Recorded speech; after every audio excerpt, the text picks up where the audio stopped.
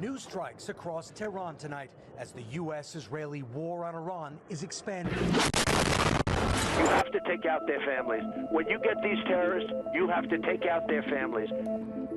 I cannot think of a more unpatriotic act, of a more un-American act, than to send our sons and daughters off to die, to kill, to bring immense violence to innocent civilians abroad, simply because you're afraid you might lose the midterms. It is disgusting.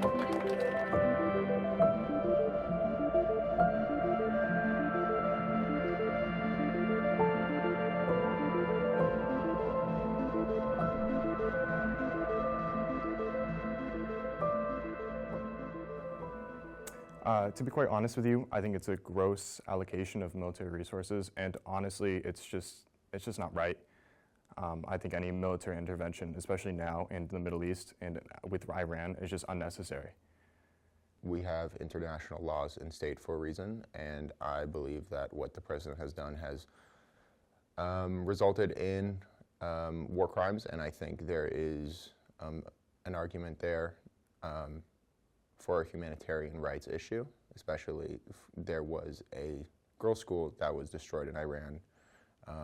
Dozens of children died, and I think that that is disgusting and a terrible representation of the United States. I believe it's largely for oil. I believe it is also to benefit Israel and Israel's anti-Muslim agenda, and I think that the excuse of Iran being in possession of nuclear weapons is nothing more than a lie and an excuse to continue each country's biased actions. Certain Democrats are thinking that they should lean more into the war, and then others are trying to lean more anti-war, and they're struggling to find their identity with how they should stand with Israel. And because of that, Democrats are really disjointed. We as a club, I think overall we don't support any war with Iran, and we are against any military action helping Israel.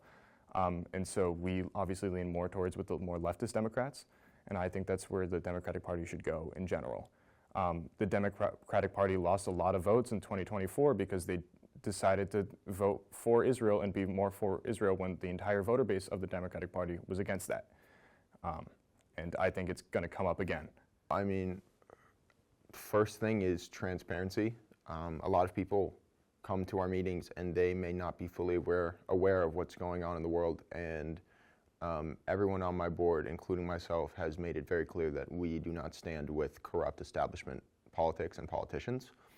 Recently, we just covered Pat Ryan, who had taken money from Palantir, and that was something we came out very openly, and we had an honest conversation, and we did not support that. And he got a lot of backlash, rightfully so. And so kind of how we go about covering Democratic politicians and about politics in general is not so much a party, but